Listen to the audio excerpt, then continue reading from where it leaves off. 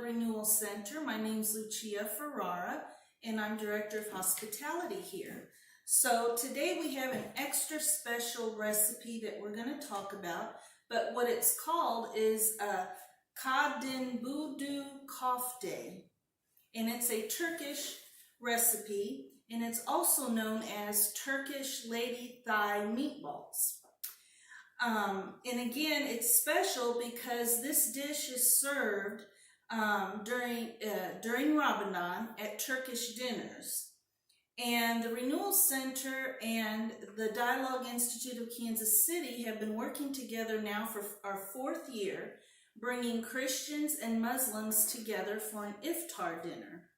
But before we introduce all the ingredients to this recipe, I want us to talk to Uma, who is a friend of ours from the Dialogue Institute, and she will tell us about the Ramadan traditions, the Iftar dinner, and again, this special recipe. So let's say hi to Uma. So I want to introduce everyone to my friend Uma. We got connected with through the Dialogue Institute of Kansas City, and she is here. She is helping me learn how to make Turkish ladies' thigh meatballs. I'll let her pronounce the real, the Turkish way to say it because I'm not good at that. But anyway, Uma, thank you for being here. Tell us a little bit about what is Ramadan and how does that fit into with the Iftar dinners? Yeah, sure. But before it, I would like to thank you for inviting me to this special time.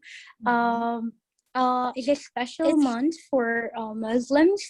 It is special because it's the month.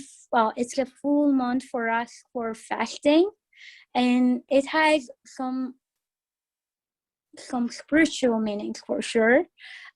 First of all, it's the month of understanding for us. It's the month of awareness and unity. When I use these terms, it feels like, is it the only month that you feel those? No, for sure. But this is the month that we really focus on spiritual growth, and we try to understand people who are in need. We fast from sunrise to sunset, and we even do not drink water during that time. Really? Yes, it's become there are t-shirts that nope, not even water for Ramadan. Wow. So, I did not know that. Yes, there are, to confess, yes, there are times that you feel very thirsty, but those moments are really for us to understand people who do not even have water to drink in other countries, in other continents. So it's a month of understanding for us. And some people may think, like, is it required for everyone? No, for sure it's not. It's actually definitely forbidden for people who have health issues, who are kids, who are pregnant. So they should not, they are not advised to fast. So but the healthy people should fast so that we can get closer to that's how we interpret, maybe, I'm not sure if I translate it correctly, but that's how we get closer to God. Right. And when we fast, again, like, we think about other people, so it's just increase our understanding feeling and awareness, but it also comes with some celebration. That's the best part. Actually, we have only 10 days left for Ramadan, and at home we have already started for the decorations. Really? So, okay. Yeah. May I show you? Oh, sorry. May I show you one of them? Yes, please do. So one of them is this. It's a countdown for Eid. Oh, wow. Okay. So we are gonna use those stars and put them for each day, and we are gonna count 30 days. To 30, And okay. yes, and we have already started for Ramadan Mubarak signs and the Yes. lights for sure. So it's definitely something that we are looking for. We are waiting for. Yes, right. It's almost like a time of renewal of Exactly. one's spirit, and yes, and okay, Yes. that And makes it is sense. yes, it is also like a month of acting service or like community service. We try to just because it's really focusing on understanding and awareness, we are trying to like help each other more. We are trying about our needs or others' needs. We try to share a lot. There is a it's not a tradition, it's part of the religion. We try to donate more in this month, just as a good deed, but also it is more suggested, it is more advised in this month. And we call it sadaqah, like just to donate and help other people for sharing. Yeah, in your community, is that right? It's not important. Everywhere. Yeah. Whoever in need. Yes. That is very interesting. So tell me how this fits in with the Iftar dinners. Oh, that's a tough question because Okay. I'm trying to lose weight, and when I think of iftar, the fast breaking dinners, we do it. We kind of exaggerate it because we feel very hungry. We try to make it like a celebration time. And then Yes. people like me gain weight. I'm not sure if I'm really applying the rules in that sense because iftar time, is it in religion? It's a good way to start with like water and soup, and then you break, and then eat some more maybe. But for us, it might be like a little bit deviation. We eat too much, and then we feel so full. But we try to make very special dishes. Kadinbudu or kebab or whatever we do at home is just very expected. So let me say that expected by the fact. Yeah, like my experience has been only from the last 4 years. This will be our 4th year where the Dialogue Institute of Kansas City and the Renewal Center are coming together, and we celebrate with an iftar dinner. So when we've hosted them at the Precious Blood Renewal Center, my experience has always been so fulfilling. And when I leave there, I just feel happy, and I feel fulfilled, and I feel like I leave with brand new friends. And one of the things that in the food is absolutely wonderful, because it's a time where, all, where you guys bring in the food to us rather than, us having to cook for everybody.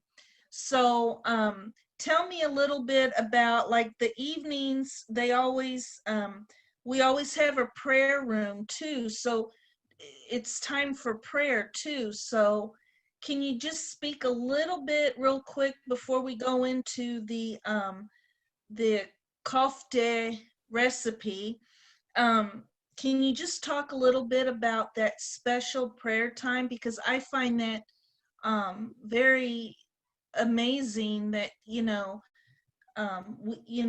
that's part of the dinner. So tell me a little bit more about that.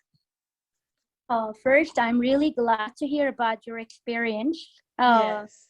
That's what we are actually trying. So really heartening. Thank you. Yes. We do have 5 times of prayers. One we start with the as I say, like fasting starts with sunrise. So there is a prayer at that time. We pray at that time as well, and then during the day until the sunset, we pray 2 more times. And then with sunset, we break our fast with another prayer. Uh, it the prayer is actually calling for salah, which is namaz. We call it namaz. So it's a time for us to uh, be in. Maybe again, like I'm not gonna translate it very well. I don't wanna make a mistake, and that's an important topic. But in my language, when I translated it as a communication with the God. Okay. So when I pray, I feel like I am in front of a very sacred place, Right. like not a place, but I am in front of the God, and then I am just trying to communicate with the God. So I'm trying careful, and in that spiritual moment is very, very special. We do it 5 times in a day, and it's very special for a Muslim. Yes. Well, I can tell that, and when I experience that, I can feel it myself, you know. So Well, it's definitely. being present in the divine, you know, whatever that divine is for you, you know, or for me or whatever. So one more thing before we go, I want to know a little bit more about the recipe. Mm-hmm. So why is this? It's called kofta. Kofte. We have O sound in Turkish. Okay, Kofte. okay. And so, how does this dish relate to maybe your family in particular and the culture? It's definitely a traditional food. It is very traditional. Mhm. To be honest, there is no specific relation with Ramadan and Kadinbudu Kofte. Mhm. But it is, again, like as I said, it is a traditional dish. And it is just like very close to the standard kofte, which is meatball, but we Mhm. have rice, cooked rice in it, Mhm. and we just coat it with flour and and just fry it. It makes Mhm. it, and the portions are bigger than regular meatball. Okay, good. So You were and telling me that you usually fry potatoes, like you can do potatoes with it, or mashed potatoes, or just a salad, just a regular green salad, and I don't know, maybe even some other vegetables. Is that right? yes, in Turkish kitchen we start with like soup, and then a side dish, and Mm-hmm. then main meal, and then like there is always salad with the main meal, and Mm-hmm. then dessert comes at the end. So Okay. it becomes very loaded, I guess. Right. And for kadimbudu köfte, the side dish is almost always related with potato. It might be a Okay. mashed potato. It can. I prefer fried ones, like a I French. know. Uh, Yeah. uh, it might be because I'm not really very good at mashed potato, but it's really good with some vegetables, like cooked vegetables with it. Mhm. Uh, when I do it at home, French fries, kadimbudu köfte, and salads. These Yes. are really very satisfying. Yes, yes. And it's also something that the kids, you know, can partake in, right? Because they can help shape the ball and all of that, put the ingredients together. So it's a great thing for kids too, I would think, Definitely, they to like participate in. they like meatballs already, and it's a bigger portion of meatball for them. They Yes. in the tradition, but it's just a tasteful dish for them, which accompany the French The fries. French fries. which is Yes. another I like. So definitely. Yes. Well, I have learned a lot about, the culture and everything. And I really do appreciate you joining me here today and with the Precious Blood Renewal Center. So I look forward to seeing you again at the Iftar dinner that, the Dialogue Institute and the Precious Blood Renewal Center can come together. And we're supposed to be doing that on April 20th. So I look forward to that, Uma, and I thank you from the bottom of my heart. So thanks again. I am thankful. Really, that's a very special time for me. Yes, For giving me this opportunity. absolutely. Thanks again. Have a nice day. Okay, bye-bye. Thank you, Uma. We look forward to seeing you on April 20th for our virtual dinner. So the ingredients here that we have is ground beef, and some people also do a combination of ground beef and lamb, but you can use different types of meat. But this one calls for beef. And so normally about 1.25 pounds of ground beef will serve 4 people. So I've got here I'm going to make enough for 8. So I'm kind of doubling my recipe a little bit. So I have half of my ground beef in this bowl, and then we're going to take the chopped onion, which I believe it's about 1/2 cup to a cup, 1 large onion. So after I chopped it, it's about 1 cup. So I'm going to add that to my ground beef.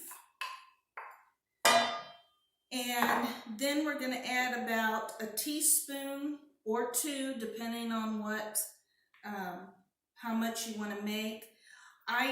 As you guys know me, I don't do a whole lot of measuring when it comes to spices. So I kind of eyeball it. So to me, this looks like about a teaspoon or 2. And then we're going to add some red pepper flakes. Okay. Then we're going to add salt and pepper. Okay. And now what we're going to do is just mix it all together. And what we're going to do is go ahead and start browning the meat. So we're going to take it from this bowl over to the stove in the frying pan with about 1 tablespoon of vegetable oil. Okay, so we're going to do that next. So here we are browning the ground beef, the onions, the cumin, the salt and pepper, the red pepper flakes, and we're just browning the meat.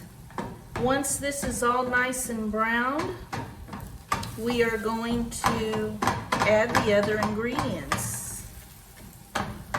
All right, so we have our cooled off ground meat and onions and seasonings here. And what we're going to add to it is we're going to add the rest of our uncooked ground beef.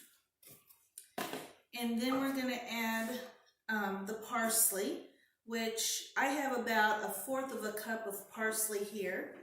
And you want it chopped real fine. And then it calls for a cup of cooked rice.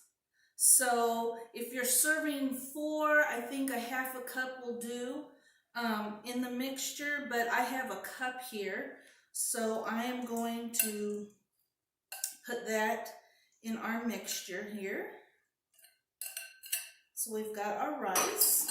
Okay, we're going to put 1 egg yolk into the mixture and save the egg white and put it into our other mixture here of 1 egg. So, because we're going to roll the meatballs in this. So I'm going to, well, I lost my yolk in there, but I can easily get it out. and put it in there. Okay? All right. So now my friend Uma says, with your clean hands, dig it in and knead the meat mixture. So I'm going to knead it. She told me to just put my hands in there and knead it all together. Okay, until it is all incorporated together, okay? And let me tell you guys, this smells really good, okay? I can't wait to eat this. Okay, so I have combined all those ingredients, and what I need to do now is we are going to make with the palm of your hand, we're gonna make a ball, a meatball, okay? And then we are to dip it into our egg here. And then we are to roll it in flour, because the flour will kind of keep it together. And then we're gonna stick it into the frying skillet and fry the meatballs. Okay, let's do one more meatball. So I'm gonna take some meat, put in the palm of my hands, and kind of cup them together to form a ball. And then, here's my ball. Then I'm going to roll it in the egg mixture here. And then we're gonna coat it with flour. Flour will hold the meatball together, okay? Then we're gonna fry the meatball.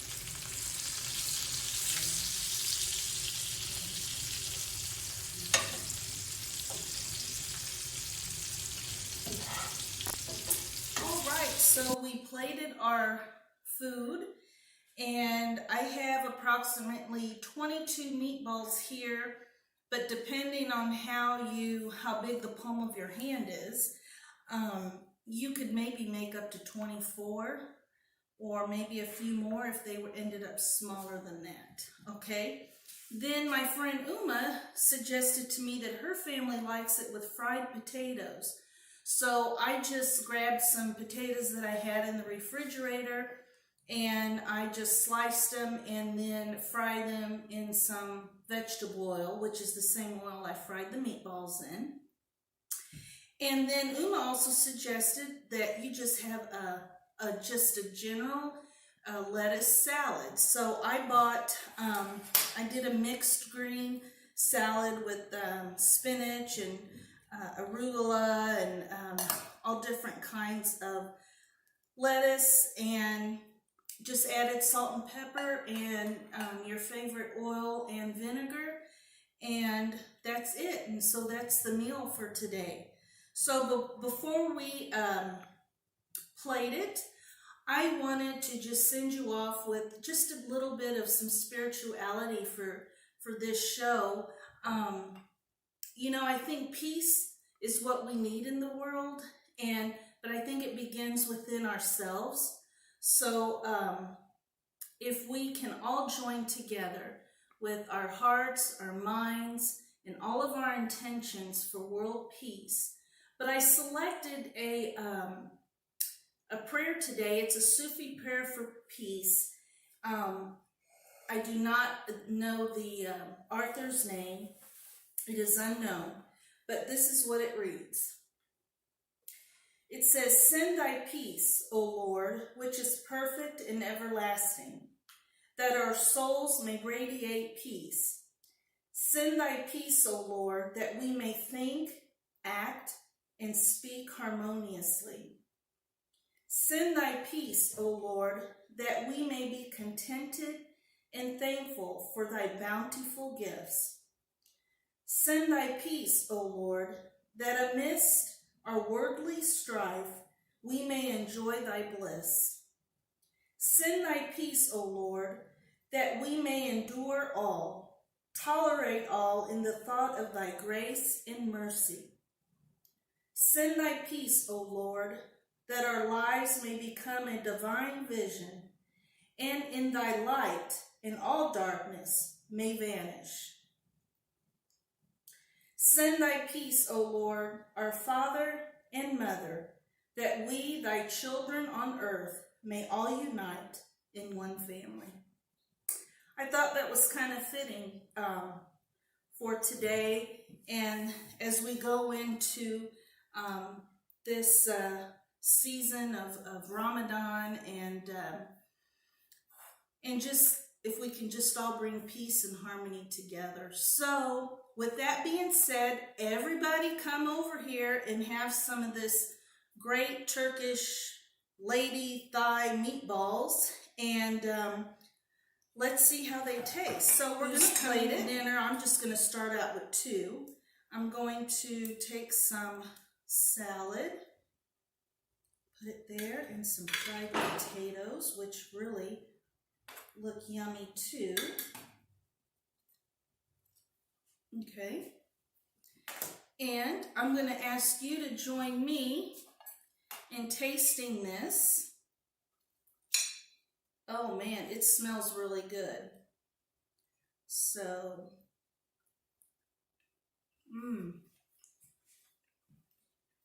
you can taste the cumin, the parsley, the red pepper. It's really good, you guys. You need to come here and eat some, or take this recipe and make it for your family. But I'd like all of us to remember April 20th is when the Precious Blood Renewal Center and the Dialogue Institute of Kansas City are going to come together, and we're going to celebrate an Iftar dinner virtually. So please join us in that if you'd like. It's April 20th. So we'll see you guys. Bye.